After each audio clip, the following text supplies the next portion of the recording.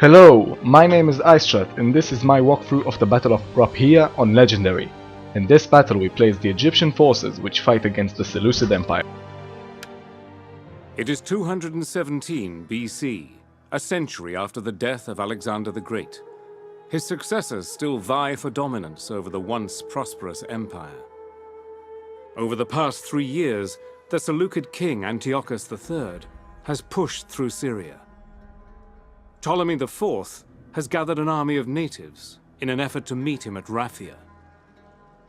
With the country in crisis, he knows that defeat would mean nothing less than the end of his dynasty in Egypt. Looking at the loading screen, we can learn a few things. For starters, we have more units than our opponent, but they are mostly weaker than his. Our Egyptian archers, infantry and cavalry are relatively easy targets in comparison to our enemy's hoplites. Our opponent has 2 units of Indian elephants, while we have 1 African. Indian elephants are bigger and stronger than their African counterparts. We have cavalry, which is a bit weaker than the Seleucids, yet we have 1 unit of camel archers and 1 unit of chariots, which we can use greatly to our advantage. The map on which the battle takes part is plain and flat in most of its parts, so there is no need to rush to an elevated or improved position on which we can gain an advantage over our opponents. I'd recommend holding your ground at the beginning of the battle so you can set up your troops in the best way possible. Once the battle starts, the enemy will rush towards us, making every second count, especially when playing on Legendary, which doesn't allow you to pause the game in order to give orders or use slow motion. The following gameplay was taken while playing the battle because you cannot save or replay from a historical battle, so remember that if you're planning to record any.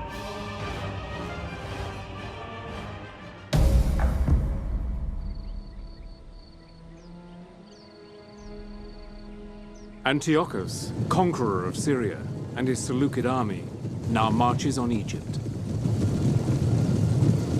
Ptolemy has amassed a large and varied force to meet the Seleucid threat.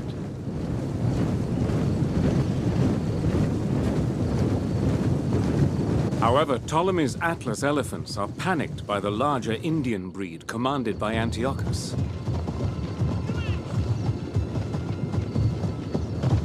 They will not bear being close to them in the coming battle. Ptolemy must be victorious at Raphia, or his kingdom will surely fall. First, I pulled my range units to the front so they can do maximum damage possible before reaching melee with the enemy.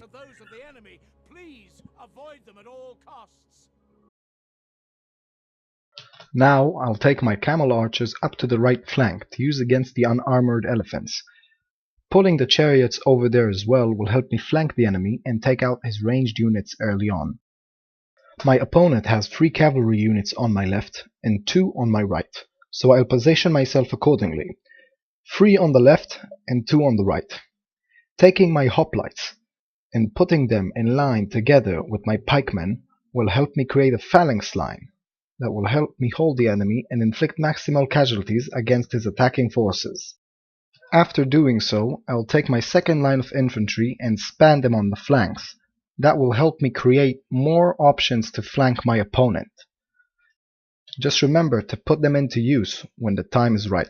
Closing the distance between my general and my forces helps protect him so he won't be caught alone, and also his presence will positively affect the morale and abilities of my troops.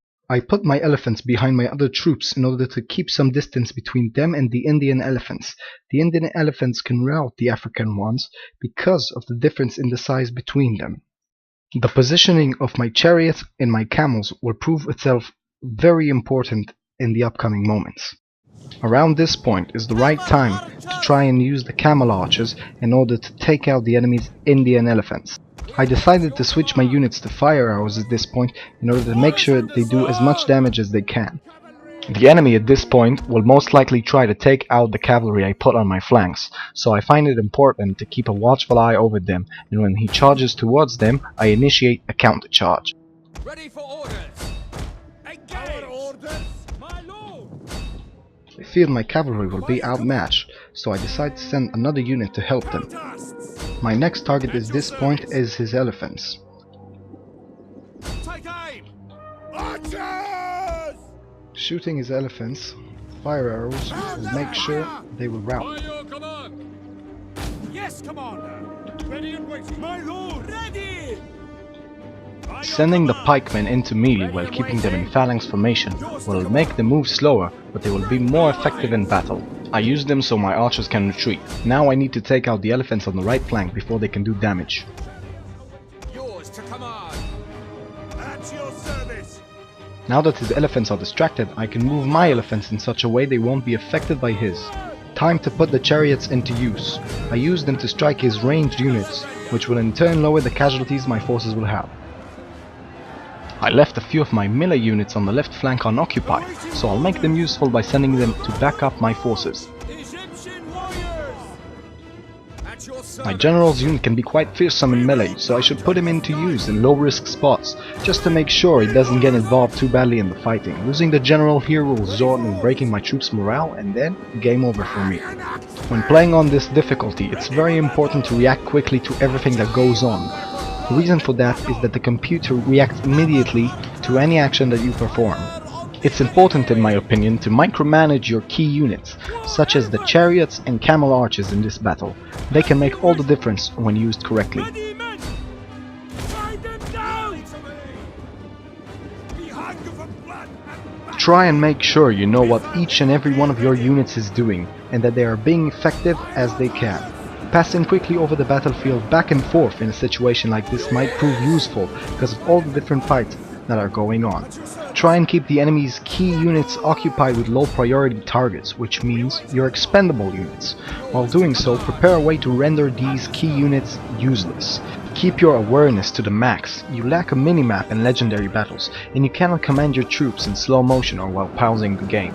When facing big melee fighters like elephants, try and take them out using ranged units. The elephant size serves not only as an advantage to them, but it also is a disadvantage. The bigger they are, the easier they fall. Again, remember to check up on your key units. They might have defeated their target and are waiting new orders. Look for paths clear on the battlefield in which your units can move freely. Choosing an important target which can't be reached is usually worse than choosing a target of opportunity. When choosing targets for your units, always try and remember which units are effective against which. Cavalry should be kept away from spear and pike units, but should be used as much as possible when flanking.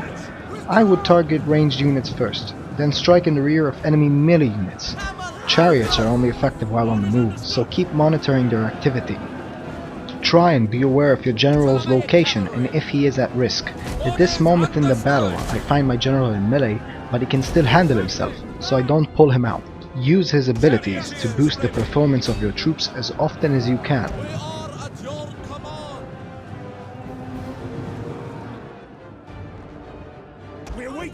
When you have already reached an advanced part of the battle, look around the outskirts of the map. You may sometimes find units which have routed and regained their morale, so now they can be used again.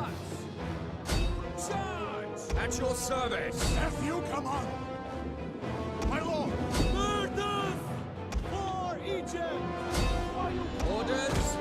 At this point I find my general in danger, so I send in units in his proximity which have regained their morale after routing so they can aid him. The risk of losing my general is too big, so I decide to pull him back. I'm currently in a position of advantage, but that can still change if not handled with care. I keep making sure all of my units are busy and try to minimize the casualties by using ranged units to inflict casualties on the enemy's pikemen, while keeping my melee units at a safe distance. In big battles like these, you can see me giving the same order multiple times to a unit. I do that in order to make sure it will be performed. It's not rare that commands aren't executed in CPU-consuming situations like these. Some units might decide to walk towards their target instead of running, so double issuing an order may also save you from that risk. Remember to use your unit's special abilities whenever needed. For example, most ranged units in Rome 2 have a quick reload ability, which does just that. Makes the reload quicker for a short period. Heavy cavalry units and elephants have a stampede or trample ability, which is important to activate during their charge. Victory is almost in my grasp now, but I must act carefully because my enemy's remaining units can still do enough damage to defeat me. Again, remember to make sure that each one of your units is being helpful at the end of the battle, so you can bring your casualties to a minimum. Right now I'm trying to keep my enemy's units apart from each other in order to prevent them from gaining strength in numbers.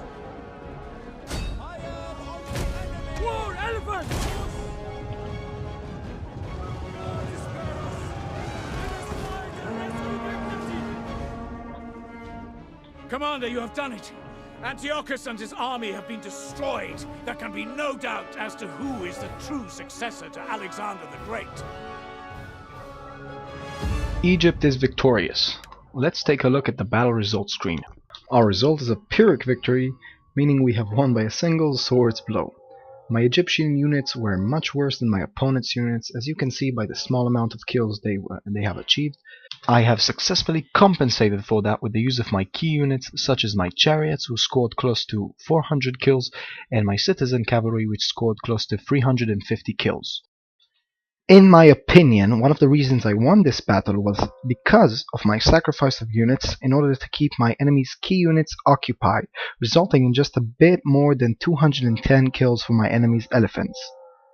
All in all, it was quite a fun battle for me to play, and I hope you enjoyed it as well. Please leave a comment and a rating, it's much appreciated. Click on one of the videos above to go to the other free historical battles. Please hit that subscribe button if you'd like to see more content from me.